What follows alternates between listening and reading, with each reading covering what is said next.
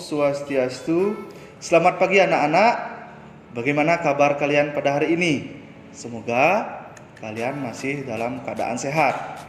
Nah, hari ini kembali bersama Bapak, yaitu pada pembelajaran tematik. Tema 2, subtema 2, dan pembelajaran yang ke-1, 2, dan 3. Nah, kali ini kita akan menggabungkan tiga pembelajaran, yaitu pembelajaran 1, pembelajaran 2, dan pembelajaran 3 di subtema 2 ya. Nah, sebelum kita lanjut pada materi kepada pembelajaran, ada baiknya kita lakukan berdoa bersama agar pembelajaran kita hari ini berjalan dengan lancar dan bermanfaat bagi kita semua. Berdoa menurut agama dan kepercayaan masing-masing, berdoa dipersilahkan. Berdoa selesai. Nah, adapun tujuan pembelajaran kita pada hari ini yaitu yang pertama, kalian dapat mengetahui gangguan dan penyakit pada organ pernapasan manusia. Yang kedua, yaitu kalian dapat mengetahui atau dapat mengelompokkan dan menulis daftar pertanyaan berdasarkan informasi teks. Yang ketiga, yaitu kalian dapat mengetahui properti dalam tari, apa-apa saja yang diperlukan properti tersebut. Yang keempat, yaitu kalian mampu membedakan hak, kewajiban, dan tanggung jawab. Dan tujuan yang terakhir, yang kelima, yaitu kalian mampu atau dapat mengetahui jenis-jenis usaha pada masyarakat. Nah, itu 5 tujuan yang akan kita capai pada pembelajaran kali ini. Nah, untuk lebih jelasnya, mari perhatikan slide atau tayangan berikut ini. Baik anak-anak, langsung saja kita pada materi yang pertama. Perhatikan gambar berikut ini. Nah, di sini ada gambar 3 orang anak yang mengenakan pakaian sekolah sedang berjalan kaki di trotoar jalan. Lokasinya ini di jalan raya ya, yang dimana ada asap kendaraan bermotor, ada juga yang sedang melintas di jalan. Kita fokus pada 3 orang anak yang mengenakan pakaian sekolah ini, yang sedang menutup hidungnya. Ya, 3 orang anak ini menghirup udara yang bercampur asap kendaraan bermotor. Nah, jadi udara kotor itu menyebabkan gangguan pada pernapasan. Nah, selanjutnya kita masuk pada materi selanjutnya, yaitu pentingnya udara bersih bagi pernapasan. Ya, kita akan pelajari mengenai gangguan pernapasan pada manusia. Ya, di sini sudah ada tabel, yaitu penyebab gangguan pernapasan dan penyakit yang ditimbulkan. Yang pertama, penyebab gangguan pernapasan bibit penyakit, di mana penyakit yang ditimbulkan seperti flu, tuberkulosis atau TB, flu burung, bronkitis, dan pneumonia. Penyebab gangguan pernapasan yang kedua yaitu ada pencemaran udara, di mana penyakit yang ditimbulkan yaitu asma, emfisema, kanker paru-paru. Dan penyebab gangguan pernapasan yang ketiga yaitu fisik, di mana penyakit yang ditimbulkan itu kelainan organ pernapasan yang terjadi sejak lahir. Nah, itu beberapa gangguan pernapasan pada manusia dan penyakit yang ditimbulkannya.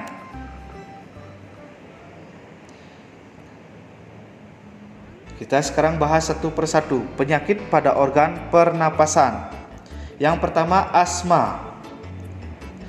Asma itu penyumbatan saluran pernapasan yang dapat disebabkan oleh debu, udara dingin, alergi terhadap makanan tertentu atau kelelahan, di mana gejalanya yaitu dada terasa sesak, batuk, napas terasa berat, dan pengobatannya di sini dilakukan dengan pemberian inhaler, ya. Yang kedua ada flu. Nah, flu ini adalah gangguan pada organ pernapasan yang disebabkan oleh virus, di mana gejalanya yaitu sakit kepala, demam, hidung tersumbat. Nah, pengobatannya bisa dengan minum obat sesuai resep dokter dan mengkonsumsi makanan sehat dan bergizi. Selanjutnya ada bronkitis, di mana bronkitis ini infeksi atau peradangan saluran bronkus yang biasanya disebabkan oleh virus, di mana gejalanya yaitu seperti batuk berdahak, demam, dan sesak napas. Dan pengobatannya di sini dengan minum obat sesuai resep dokter, istirahat yang cukup, dan mengkonsumsi makanan sehat dan bergizi. Selanjutnya ada penyakit tonsilitis, di mana tonsilitis ini adalah peradangan yang terjadi pada amandel atau tonsil yang disebabkan oleh virus atau bakteri, di mana gejalanya ini yaitu membesarnya tonsil dan menimbulkan rasa sakit. Dan pengobatannya bisa dengan minum obat sesuai resep dokter serta mengkonsumsi makanan dan minuman bersih. Yang terakhir di sini penyakit pneumonia, di mana pneumonia ini adalah peradangan pada bronkiolus dan alveolus karena infeksi bakteri Streptococcus pneumonia atau virus atau jamur. Nah, gejala yang di sini yaitu batuk dengan dahak berdarah, sesak napas, nyeri dada, dan demam tinggi. Pengobatannya bisa dilakukan dengan minum obat sesuai resep dokter. Baik, materi yang selanjutnya yaitu mengenai mengelompokkan informasi berdasarkan teks, di mana informasi yang terdapat dalam buku dapat diuraikan secara lebih detail ke dalam beberapa jenis informasi yang akan ditanyakan. Berikut adalah kata tanya beserta informasi yang ingin diketahui. Nah, di sini kata tanyanya yang pertama yaitu apa. Nah, apa tersebut penjelasan mengenai suatu hal atau benda. Kata tanya yang kedua yaitu di mana. Ya, di mana ini adalah penyebutan atau penjelasan tempat. Kata tanya selanjutnya itu kapan, yaitu penyebutan atau penjelasan waktu. Kata tanya selanjutnya yaitu siapa, adalah penyebutan nama orang, jabatan, atau pekerjaan. Kata tanya selanjutnya itu mengapa, adalah penyebutan alasan atau sebab dalam suatu cerita. Kata tanya selanjutnya itu bagaimana, adalah keterangan cara atau proses, penjelasan ciri-ciri, atau penjelasan karakter tokoh. Kata tanya yang terakhir yaitu berapa. Nah, berapa ini adalah menunjukkan jumlah atau banyak benda.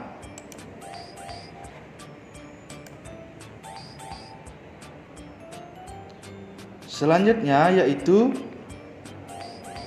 ada sebuah teks di sini dengan judul pernapasan ikan.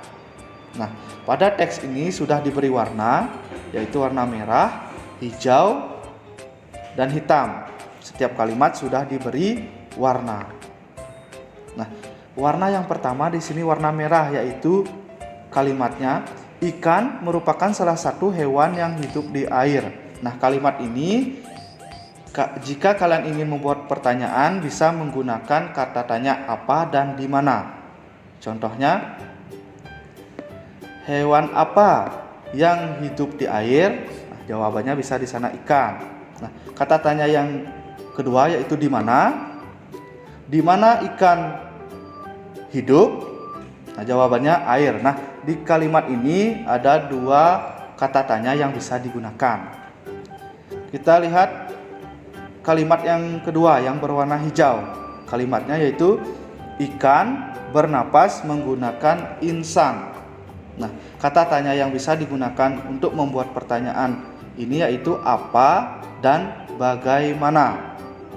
Ya, contohnya pertanyaannya yaitu ikan bernapas dengan apa?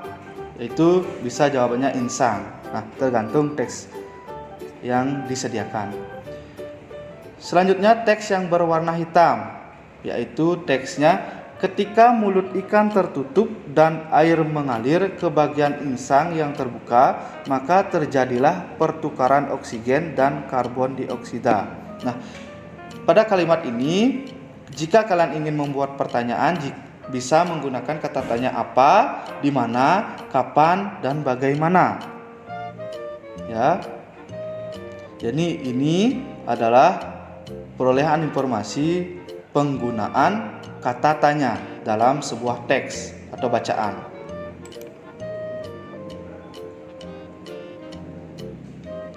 Selanjutnya kita masuk pada materi menulis daftar pertanyaan berdasarkan informasi teks.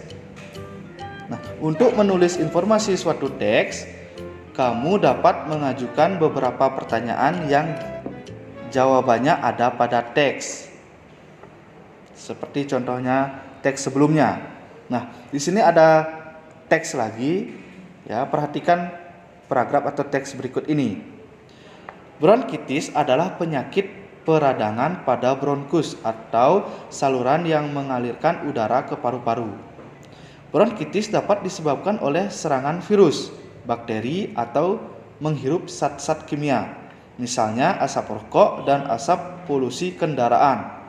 Bronkitis juga dapat terjadi karena komplikasi penyakit lain seperti influenza dan campak. Gejala-gejala penyakit tersebut yaitu batuk berdahak, demam ringan, dan cepat lelah. Nah, dari paragraf yang tadi kita dapat mendiskusikan atau membuat pertanyaan berkaitan dengan informasi yang tersedia pada teks tersebut. Nah, contohnya, pertanyaan yang pertama, apakah yang dimaksud dengan penyakit bronkitis? Jawabannya sudah ada pada paragraf sebelumnya, yaitu bronkitis adalah penyakit peradangan pada bronkus atau saluran yang mengalirkan udara ke paru-paru. Contoh pertanyaan yang kedua itu, apakah penyebab penyakit bronkitis? Jawabannya juga sudah ada pada paragraf, yaitu bronkitis disebabkan oleh serangan virus, bakteri, atau menghirup zat-zat kimia, misalnya asap rokok dan asap polusi kendaraan. Nah, untuk pertanyaan yang ketiga yaitu apa saja gejala-gejala penyakit bronkitis? Jawabannya juga sudah ada pada paragraf, yaitu gejala-gejala penyakit bronkitis yaitu batuk berdahak, demam ringan, dan cepat lelah. Nah, jadi ini pertanyaan yang bisa kalian buat melalui suatu paragraf yang jawabannya sudah ada pada paragraf tersebut.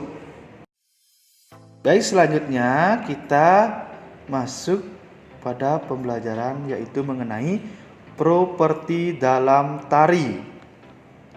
Nah, properti tari merupakan segala kelengkapan dan peralatan yang digunakan ketika pertunjukan tari. Ya, di mana fungsi properti tersebut yaitu menyampaikan ide dan makna gerakan dalam tariannya agar mudah dipahami penonton. Yang kedua, pelengkap busana tari. Yang ketiga, membantu menghidupkan karakter tokoh. Dan yang keempat itu memberi nilai tambah keindahan dalam tarian. Nah, contohnya properti tari pada gambar yang di sebelah kanan. Propertinya adalah bentuk senjata yaitu pedang, keris, tombak, rencong, serta busur dan anak panah. Ya, jenis lainnya ada topeng, piring, topi, tongkat, lilin, dan payung. Ya, di mana di sini menyampaikan ide dan makna gerakan dalam tarian ini yang menggunakan senjata dan properti jenis lainnya. Selanjutnya, kita belajar mengenai perbedaan antara hak, kewajiban, dan tanggung jawab. Setiap manusia memiliki hak, kewajiban, dan tanggung jawab yang berbeda-beda. Berikut contoh hak, kewajiban, dan tanggung jawab sebagai warga masyarakat. Bisa kalian perhatikan, di sini ada hak, kewajiban, dan tanggung jawab. Di mana hak yaitu memperoleh udara yang bersih, kewajiban kalian yaitu menjaga kebersihan lingkungan, tanggung jawabnya yaitu melakukan kerja bakti. Nah, contoh yang kedua yaitu hak mendapatkan nilai yang bagus, jadi kewajibannya yaitu belajar dengan sungguh-sungguh. Tanggung jawabnya yaitu melaksanakan piket kelas. Nah, jadi hak, kewajiban, tanggung jawab itu berkaitan atau harus dilaksanakan secara seimbang atau sejalan. Nah, selanjutnya kita masuk pada materi jenis-jenis usaha yang dikelola secara perorangan dan kelompok. Nah, di mana di sini contohnya sudah ada. Untuk usaha perorangan yaitu pengusaha hanya bertanggung jawab terhadap dirinya sendiri. Contoh, toko, bengkel, warung, dan lain-lainnya. Jadi itu usaha perorangan. Dia tanggung jawabnya terhadap diri sendiri. Nah, yang kedua yaitu firma, di mana didirikan oleh paling sedikit 2 orang dan resiko kerugian ditanggung bersama. Yang ketiga ada persekutuan komanditer atau CV, di mana memiliki anggota aktif atau berperan menjalankan roda usaha dan anggota pasif bertanggung jawab dalam pemberian modal usaha. Nah, contohnya di sini CV Rian Motor dan CV Kayu Jatiluhur.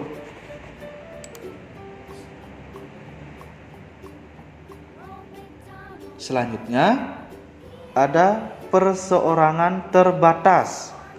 Ada badan usaha milik negara atau BUMN dan koperasi. Nah, kita lihat yang pertama yaitu perseroan terbatas atau PT.